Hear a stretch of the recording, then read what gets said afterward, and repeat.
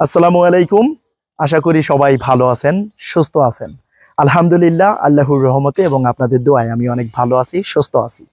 প্রিয় ভিউয়ার্স, আজকে যে বাড়িটির সামনে দাঁড়িয়ে আছি, এই বাড়িটির একটি ভিডিও এখন থেকে প্রায় 1 বছর আগে, অর্থাৎ 11 মাস আগে আমি আপনাদের সাথে শেয়ার করেছিলাম এবং কিছু কথা বলেছিলাম।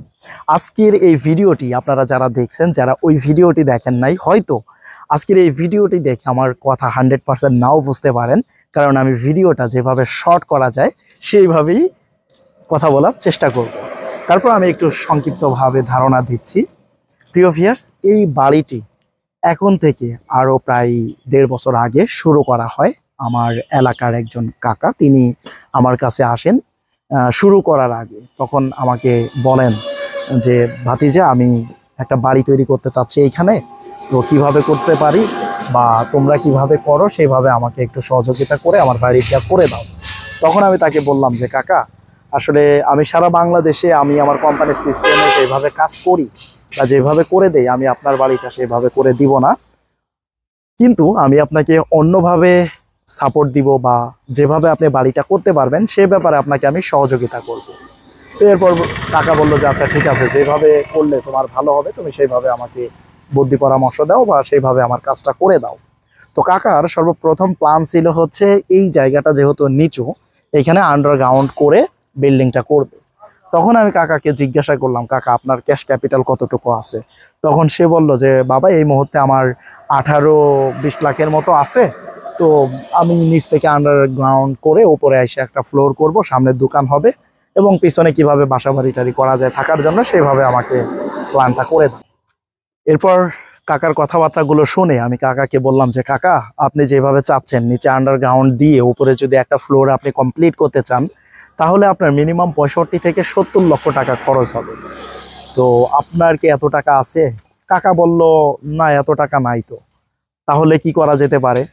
তো আমি বললাম, কি করা যেতে পারে? তাহলে নিচে আন্ডারগ্রাউন্ড করা যাবে না এবং নিচ থেকে ফাউন্ডেশন দিয়ে আপনার রোড লেভেলে এসে একটা ফ্লোর কমপ্লিট করতে হবে। এতে মোটামুটি 35-40 লাখ টাকার মতো খরচ হবে মিনিমাম। তখন কাকা বলল, না, আমি একটু মিস্ত্রির সাথে কথাবার্তা বলছি, মিস্ত্রি আমাকে বলছে এটা এরকম হইলে হয়ে যাবে, ওইরকম হইলে হয়ে যাবে, 20 লাখ টাকায় ছাদ হয়ে যাবে। তখন আমি বললাম যে, কাকা, 20 লাখ টাকায় ছাদ হোক, বিল্ডিং কমপ্লিট হোক, যাই হোক, অন্তত নিচে আন্ডারগ্রাউন্ড করার প্ল্যান করা যাবে না। এরপর কাকা আমাকে বলতেছে যে, আমি তো মিস্ত্রির সাথে কথা বলছি, মিস্ত্রি তো বলছে যে 20 লাখ টাকা হইলে আমার মোটামুটি কলাম ছাদ কমপ্লিট হয়ে যাবে। তো আমি কাকাকে বললাম যে, ঠিক আছে কাকা, সমস্যা নাই, আগে ডিজাইনটা কমপ্লিট করি। ডিজাইন কমপ্লিট করার পরে আপনার যদি 20 লাখ টাকায় বিল্ডিংয়ের কাজ হয়ে যায়, আলহামদুলিল্লাহ, ভালো, এটা আমার জন্য ভালো।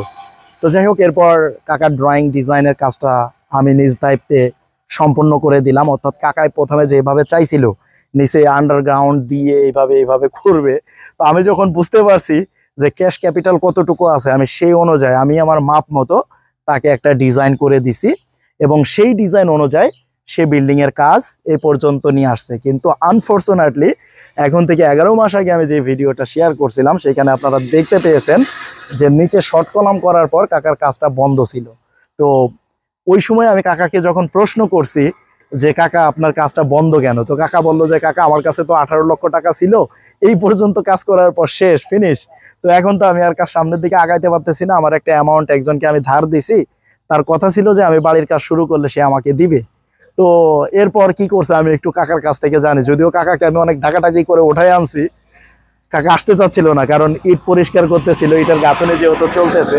তা আমি বললাম, কাকা, কোনো প্রবলেম নাই, আপনি আসেন, লজ্জা শরমের কোনো দরকার নাই। কাকা, আপনি তো অনেক কষ্ট করতেছেন, একদম রোদে পুড়ে টুরে তো অবস্থা খারাপ করে ফেলছেন।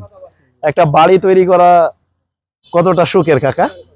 অনেক কষ্ট, অনেক কষ্ট, আসলেই কষ্ট। আচ্ছা, আমরা যে 50-60টা বাড়ি তৈরি করে দিচ্ছি মানুষের এখন চলমান, আমাদের কি কষ্ট লাগে না কাকা? আচ্ছা, তাহলে একটু এইটা হাতে নেন। আমি আপনার কাছে যে প্রশ্নটা করব সেটা হয়েছে, যখন আপনার এই শর্ট কলাম পর্যন্ত কাজটা চলমান, মানে কাজটা স্টপ ছিল, তখন আমি আপনাকে প্রশ্ন করছিলাম যে, কাকা, কাজ বন্ধ কেন? আপনি আমাকে বলছিলেন যে আমার এই পর্যন্ত 18 লাখ শেষ।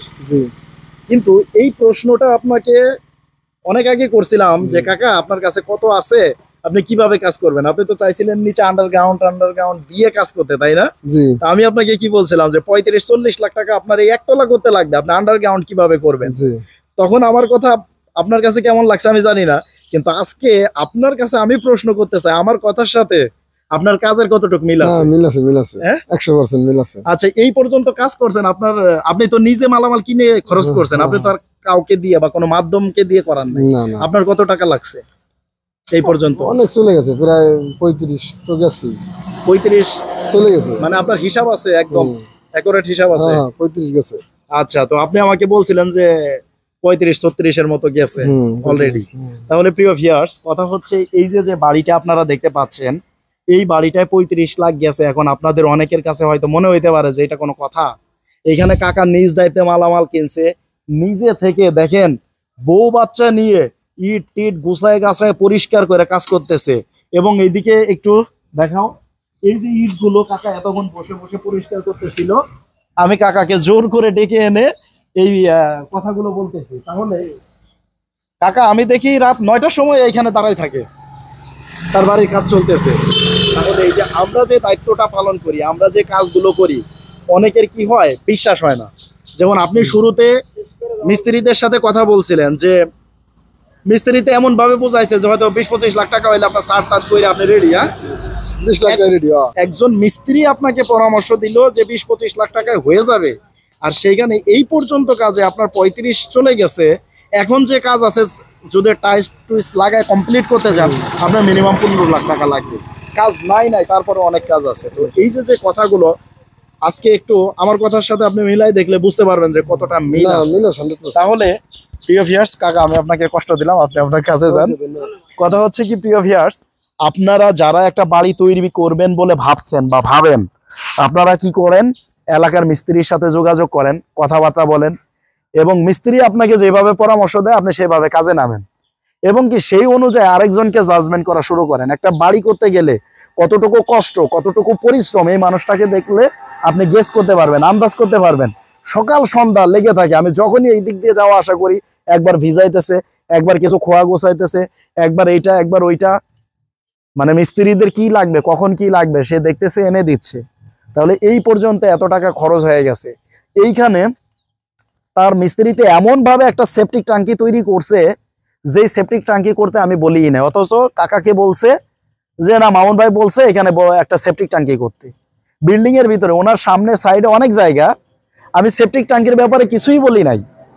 বেসিক্যালি একটা বিল্ডিং যখন করা হয়, বিল্ডিং এর কস্টিং যখন দেয়া হয়, তখন ওইটার মধ্যে সেপটিক ট্যাঙ্কি আলাদাভাবে ক্যালকুলেশন করে ওইটাকে অ্যাডজাস্ট করে দেওয়া হয় না। বিল্ডিংটার কস্টিং বিল্ডিংটার সাথে থাকে। যদি কেউ বলে যে আমার সেপটিক ট্যাঙ্কি এভাবে করতে হবে, ওইভাবে করতে হবে, অনেক সময় ডিজাইনে সেপটিক ট্যাঙ্কি দেওয়া হয়, কিন্তু এমনভাবে মেনশন থাকে না যে আপনার বিল্ডিংয়ের ভিতরে আপনি করবেন। তবে যদি জায়গার স্বল্পতা থাকে, জায়গার সাইডে না থাকে, তাহলে সেই ক্ষেত্রে আপনাকে তো অবশ্যই বিল্ডিংয়ের ভিতরে দিতে হবে, এর বাইরে তো আর জায়গা নাই, কি করবেন সেটা আলাদা বিষয়। এটা শহর অঞ্চল ছাড়া গ্রাম অঞ্চলে এরকম হয় না। তো গ্রাম অঞ্চলে এই যে কাজটা করছে মিস্ত্রিতে, বিশাল বড় এক সেপটিক ট্যাঙ্কি দিছে। এই সেপটিক ট্যাঙ্কির পিছনে আমার মনে হয় মিনিমাম 3 থেকে 4 লাখ টাকা খরচ হয়েছে। তাহলে এই যে কাজগুলো করে মিস্ত্রিরা বুঝে বুঝে, বেশি বুঝে, এতে কিন্তু ক্ষতিগ্রস্ত দিন শেষে আপনিই হন। সেজন্য সময় থাকতে বুঝতে হবে, সময় থাকতে চিন্তা ভাবনা করে আগাইতে হবে। কাকাকে যেভাবে পরামর্শ দিছিল, ভাগ্য ভালো আমি নিজে থেকে বুঝায় তার ড্রয়িং ডিজাইনটা করে তাকে বিল্ডিং কিভাবে করতে হবে সেই ব্যাপারে ডিরেকশন দিছি। তাই এই পর্যন্ত কাকা হিমশিম খাচ্ছে। 18 লাখ যাওয়ার পরে যাকে টাকা ধার দিছে সে টাকা দিচ্ছে না।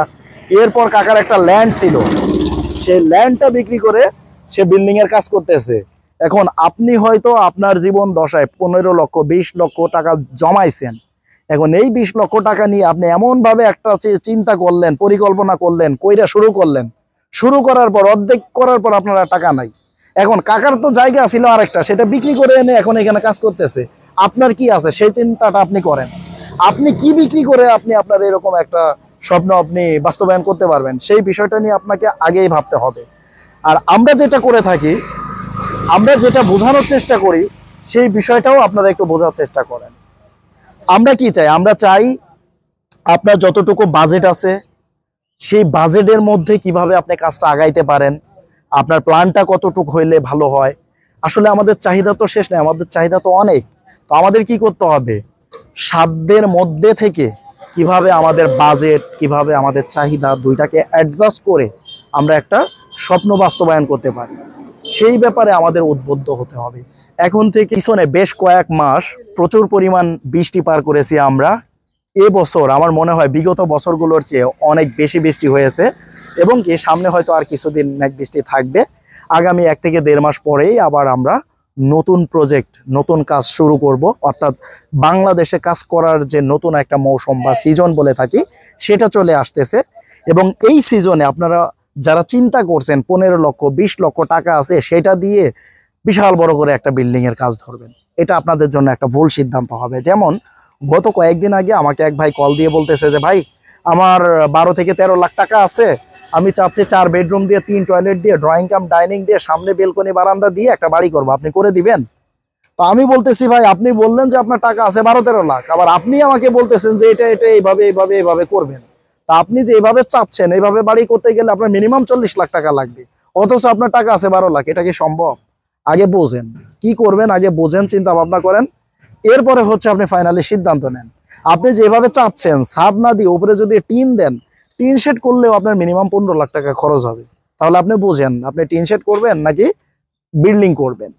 তো যাই হোক, উনি আমার কথা শুনছে, বুঝছে, এবং হয়তো আমার কথা তার বেশি একটা ভালো লাগে নাই। তো যাই হোক প্রিয় ভিউয়ার্স, আমার এই কথাগুলো আপনাদের কতটুকু ভালো লাগলো, আপনারা কতটুকু অ্যাকসেপ্ট করেছেন আমি জানি না। অবশ্যই আপনাদের মতামত আমাদেরকে কমেন্টস করে জানিয়ে দিবেন।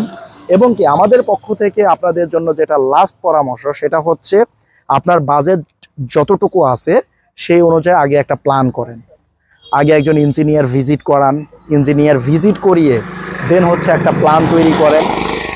প্ল্যান তৈরি হয়ে যাওয়ার পরে আপনি আমাদের মাধ্যমে কাজ করলে কি কি সুযোগ সুবিধা ফ্যাসিলিটিস পাবেন সেই বিষয়টা নিয়ে ভাবেন।